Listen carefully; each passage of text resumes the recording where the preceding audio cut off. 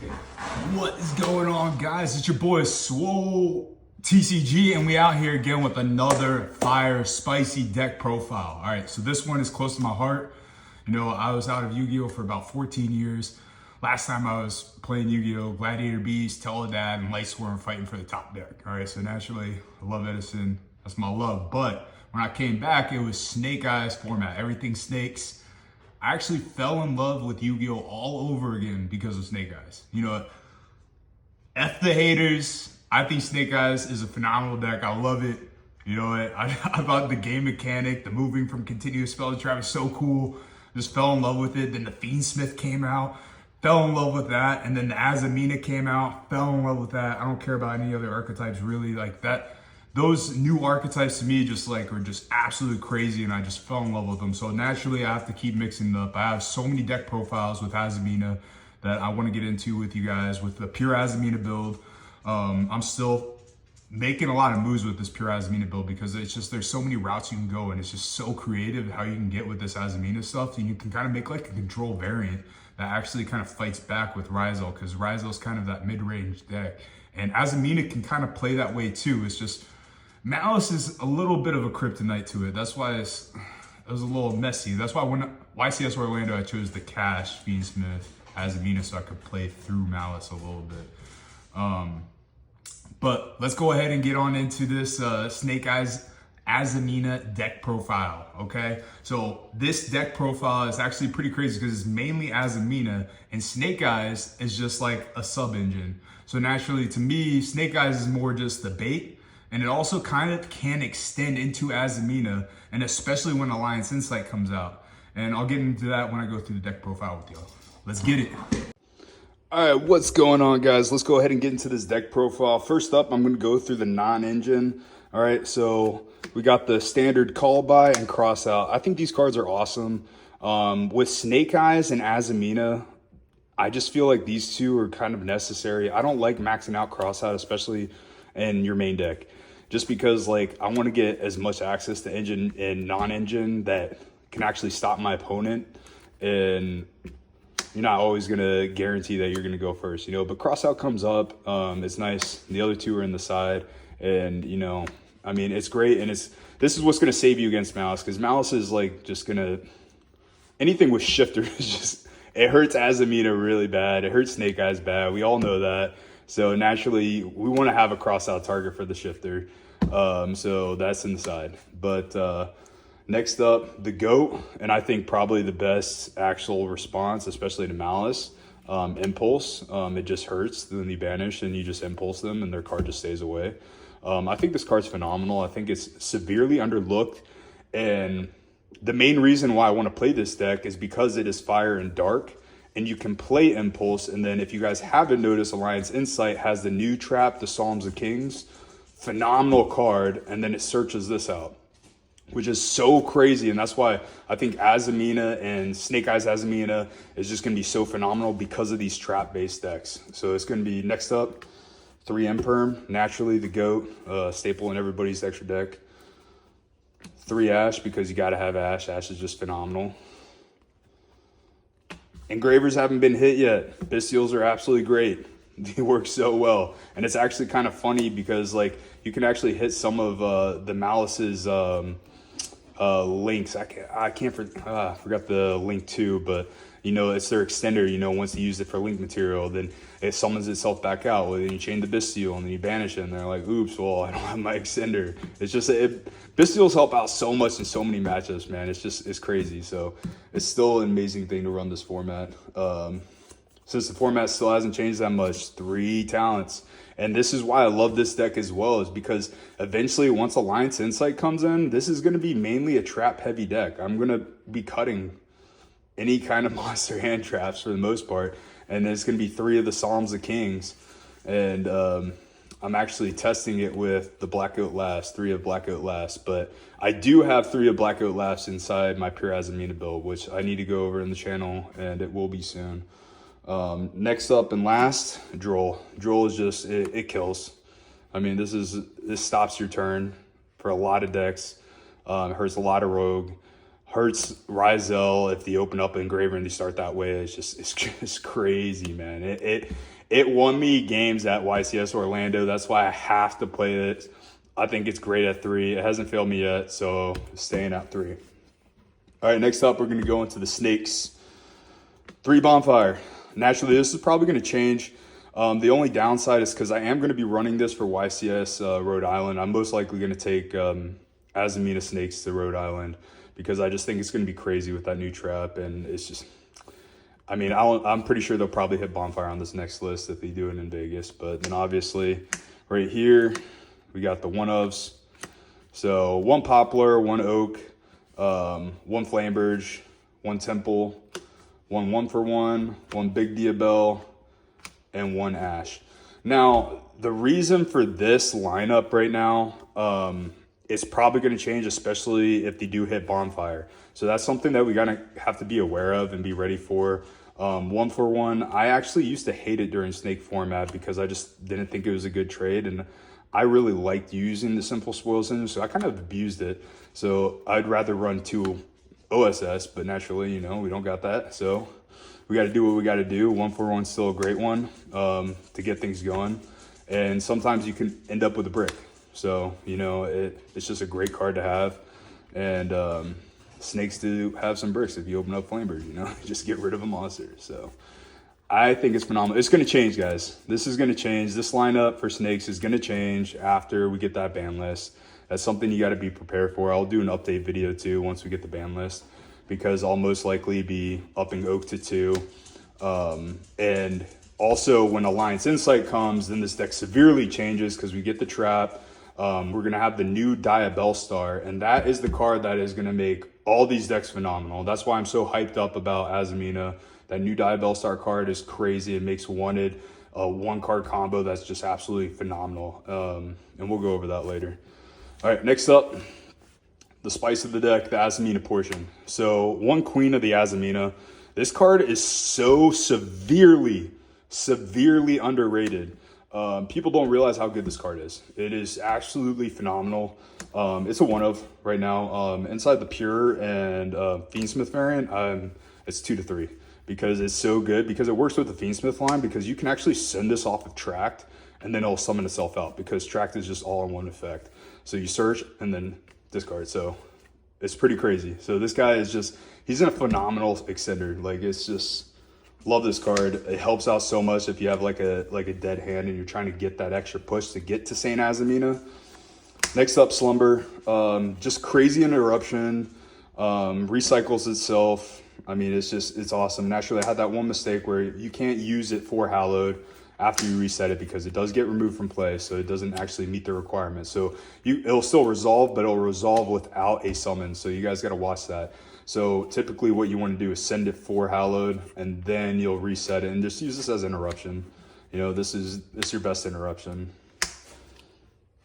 Next up, Simple Spoil Subversion. So I did not put this in the Snakes pile. This card is probably the one that's going to get changed most likely once we get that new Diabelle Star, because I'll change this to the Dramatic Snake Eyes Chase, because that's going to put the new Diabelle Star that is considered a Simple Spoils card into your Spell and Trap zone, which just gives you that extender, and then he'll summon himself back out from there. He's crazy. So I can't wait to get into those combos with you. But for right now, this is what we're working with. Subversion's awesome just because it helps you bridge that little extra piece into this deck.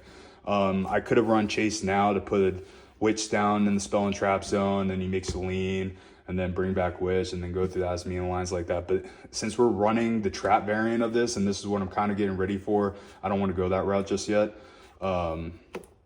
Crazy ass card. I mean, this card, it helps with pushes too. Like, it's insane. You brick. So why not brick? Deception's awesome. You know, it's a Simple Spoils card. You get to your Hallowed, gets you to the rest of the engine.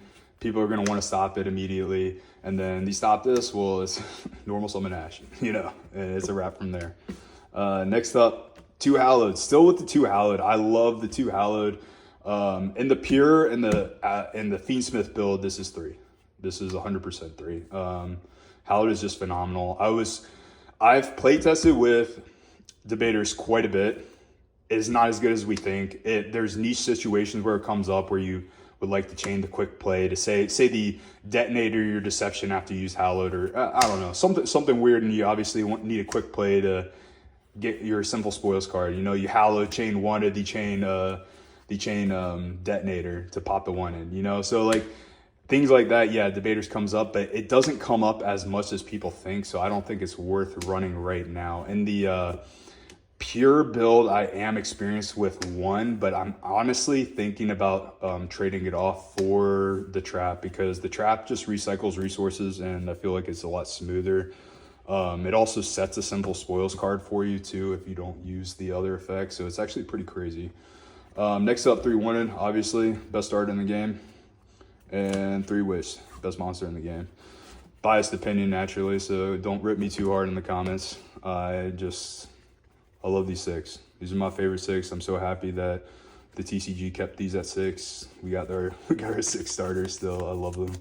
Phenomenal, great cards. All right, so let's go ahead and get into the extra deck now. For the extra deck, all right, so I got the one Fucho. This is just for a Slayer target, honestly. This is for a Slayer target. It comes up sometimes, and we have seen Tenpai popping off here and there, so I mean, why not just have him? He's all right. I like him. He saved me back in Snake's format when Tenpai was going crazy. Chaos Angel. Card's way too busted not to have Chaos Angel. You can actually get to Chaos Angel, and it's also a good one for a Slayer target as well. Next up, this one's just kind of a fun card I was thinking about running, just because you can revive this with Princess. So it's actually pretty crazy. So, and you can get to this quite a bit, honestly. And that's also another reason to run Chase, because if these stop you for whatever reason, you know, you're going to have this field lined up and you can bring them out easily. Next up, the GOAT, obviously, our Omni.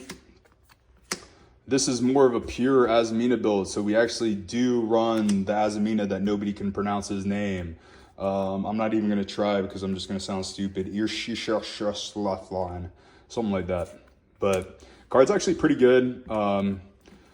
He's pretty good. I mean, he helps with spot removal. I mean, like with him, like he's pretty good. But next up, Risalago, probably the best Azamina in the game, next to Saint.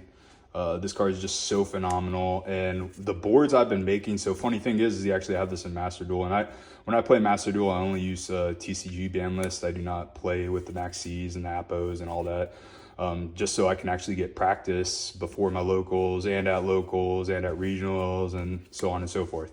But this card is just so crazy, and you can end on 3 Azaminas. And Queen Azamina as well, the monster card, is considered an Azamina too. People forget that.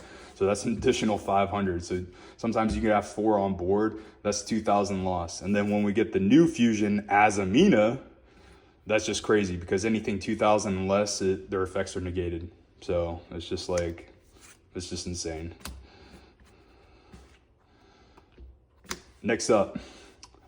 This guy's awesome. This guy's so cool.